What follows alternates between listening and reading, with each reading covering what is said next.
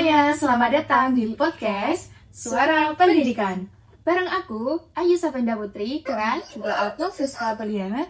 Kami ini mahasiswa dari PGSD ya, Universitas Islam Blitar. Yang mana kami ini sedang belajar untuk menjadi seorang pendidik. Yang mana bukan hanya cerdas dan juga bisa mendidik anak didiknya, tapi juga bisa menjadi pelindung dan juga pendamping tumbuh kembang anak didik kita semuanya. Nah, podcast ini kita bahas sebagai bagian dari tugas ujian akhir semester ketika profesi keguruan. Tapi lebih dari sekedar tugas sih, kita pengen ngobrolin hal penting ya, yang sering terjadi di dunia pendidikan. Nah, apa sih nih tujuan dari podcast kita kali ini? Apa Kak Priska tujuannya kira-kira? Tujuan dari podcast kita kali ini yakni untuk meningkatkan kesadaran kita sebagai calon guru tentang pentingnya peran kita sebagai guru yang dari segi moral dan juga etis dari segala bentuk kekerasan yang mengancam peserta didik kita, mulai dari kekerasan verbal maupun non-verbal. Yang marak kali ini yakni kekerasan seksual ya Kak ya. Iya. Kita juga pengen nih ngajak teman-teman mahasiswa untuk lebih kritis dan juga peduli terhadap isu-isu yang menyangkut keselamatan anak didik kita di sekolah. Nah, di sini kita akan bahas tentang kasus nyata nih di Indonesia, terutama di Gresik ya. Ya.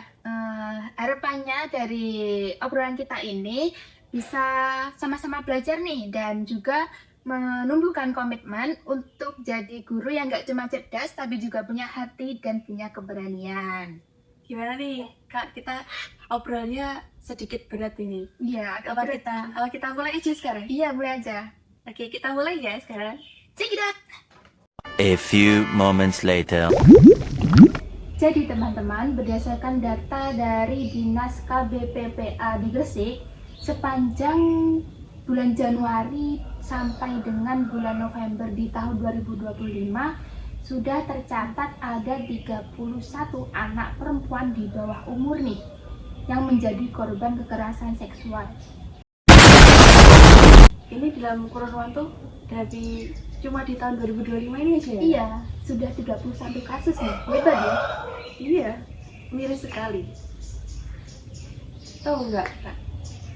Setahu saya, sebagian besar kasusnya itu berupa pencabulan dan juga kekerasan seksual.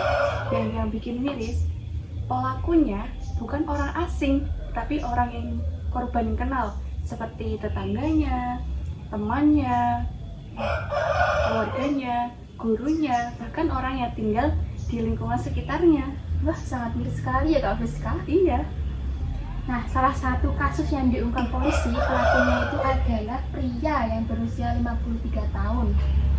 Dia memanfaatkan rumah korban tersebut yang sedang sepi dan juga korban tersebut itu dibujuk, dimanipulasi dan juga diancam agar tidak melaporkan hal tersebut.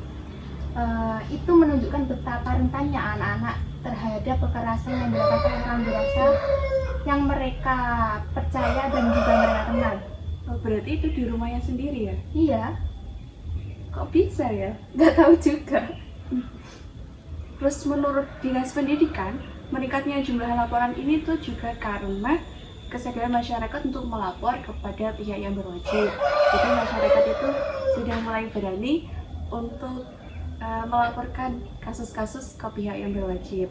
Tapi tetap saja mungkin angka ini cuma jadi seperti kayak puncak gunung es yang mana masih banyak korban yang lain yang belum berani untuk melapor, baik itu takut, malu, ataupun nggak tahu kemana mau melapornya. Bisa melapor ke kita nggak Kak Priska? Jangan dulu. Oke. Kepada pihak Canda yang ya, canda. kepada pihak yang berwajib saja. Dan ini juga buat alarm buat kita juga, karena kalau di satu kabupaten aja sudah tercatat 31 kasus nih dalam kurun waktu kurang dari 1 tahun. Ini berarti cuma satu kabupaten aja? Iya. Gimana jadinya kalau di daerah lain yang belum tercatat datanya gitu? Jadi nggak cuma di Gresik aja nih Kak, teman-teman juga menurut laporan dari FSGI atau Federasi Serikat Guru Indonesia, sepanjang tahun 2025 ini sudah tercatat ada 60 kasus kekerasan di sekolah dari berbagai daerah di Indonesia. Miris sekali ya Kak Priska. Iya. Dan mayoritas kasusnya itu adalah kekerasan fisik dan juga disusul kekerasan seksual dan juga perundungan. Ini menunjukkan bahwa kekerasan di sekolah itu nyata dan masih sering terjadi Kak Priska. Seperti itu ya. Tapi juga menurut FSGI ini juga menyebutkan bahwa banyaknya kasus terjadi itu karena yang pertama minimnya pengawasan, juga bisa karena lemahnya sistem perlindungan anak yang ada di Indonesia, dan juga yang terakhir juga karena kurangnya pelatihan guru dalam menangani kasus kekerasan di sekolah.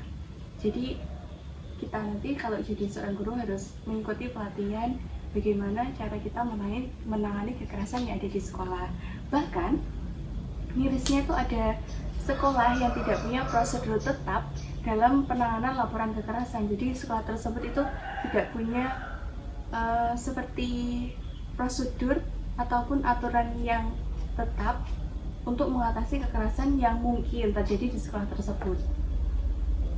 Jadi kasus di Gresik itu bukan satu-satunya kasus di Indonesia ya Kak Priska. Iya. Itu bagian dari masalah nasional yang harus kita hadapi bersama. Dan kita sebagai calon guru nih Kak Priska, kita harus siap nih untuk menjadi bagian dari perubahan tersebut. Kita siap nggak siap harus siap ya. Iya harus siap, karena kita sudah ingin bercita-cita menjadi seorang guru.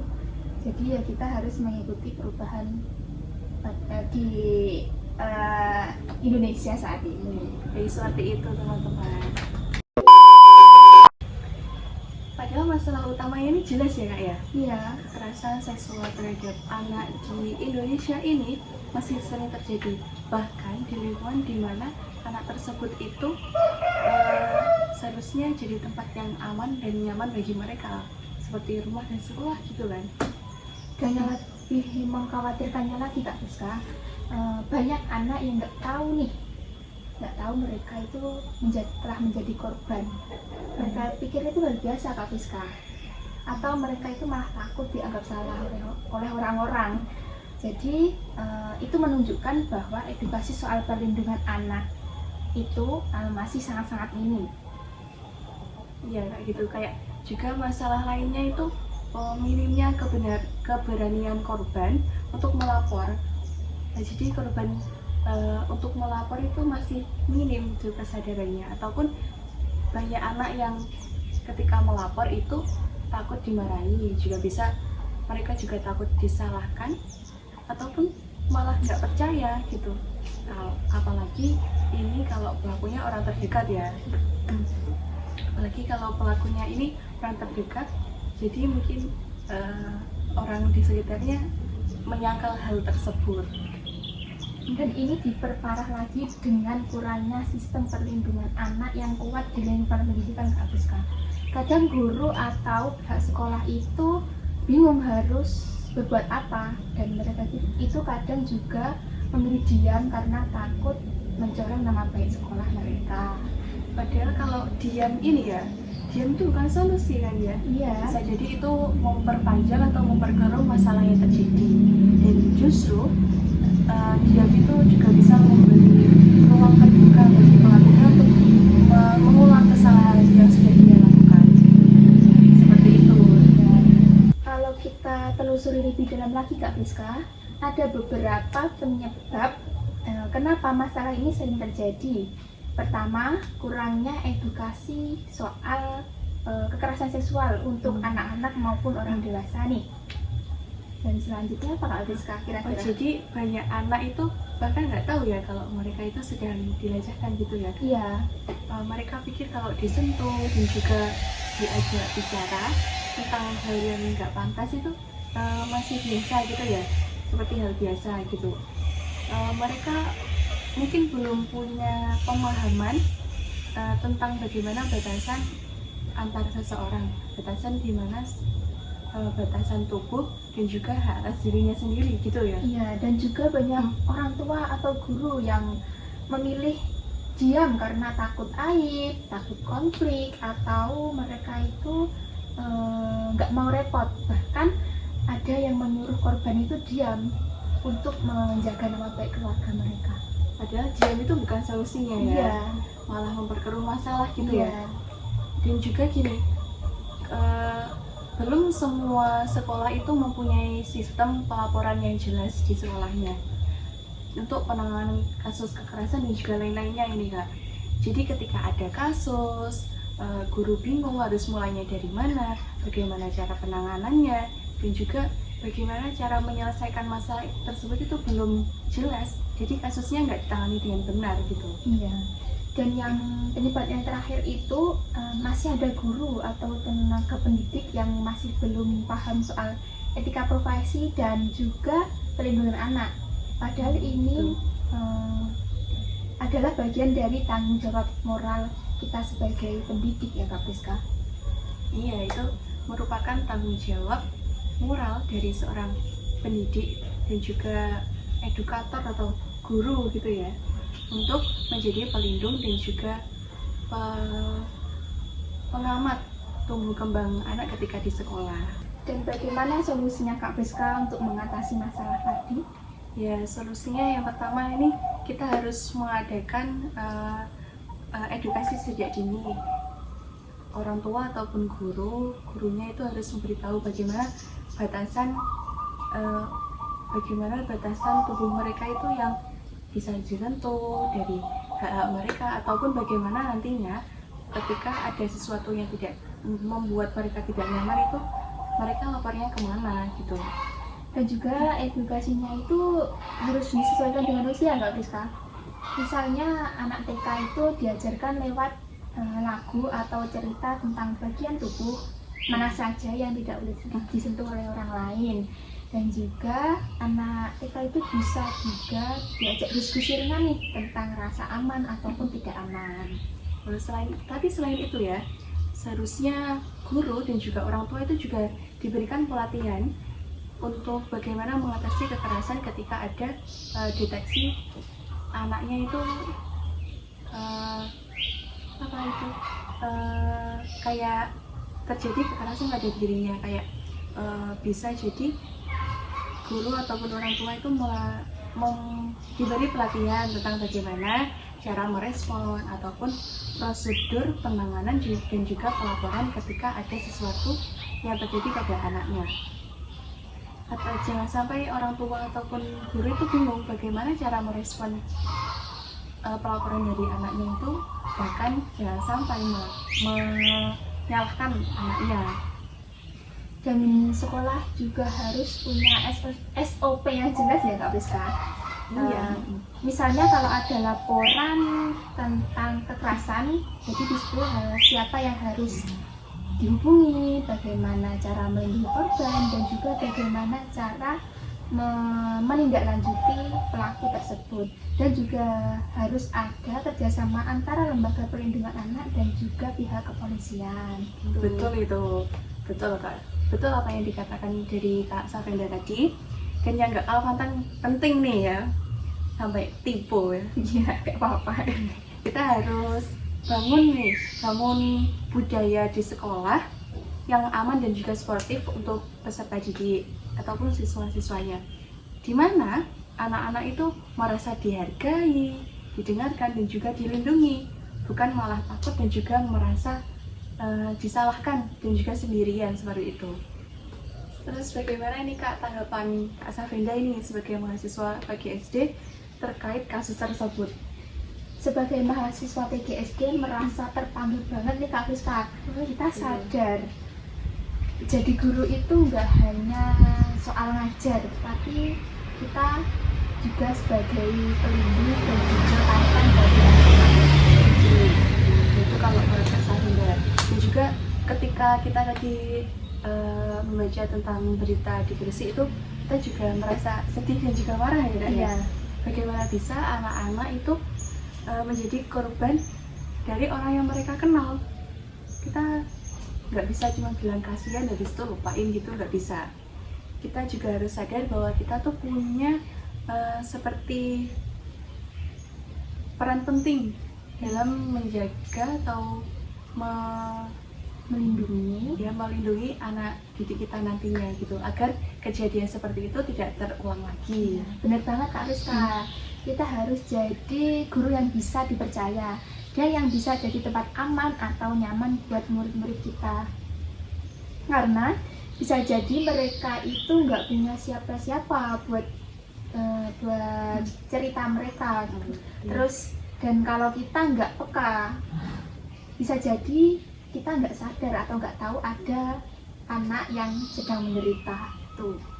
Makanya penting banget ya kita itu untuk belajar bukan hanya tentang soal ataupun soal kurikulum maupun RPP dan juga metode pembelajaran. Bukan hanya itu, kita itu juga harus tahu tentang soal tentang etika, bagaimana melindungi anak didik, dan juga harus mempunyai keberanian untuk bertindak ketika ada kasus seperti ini yang terjadi.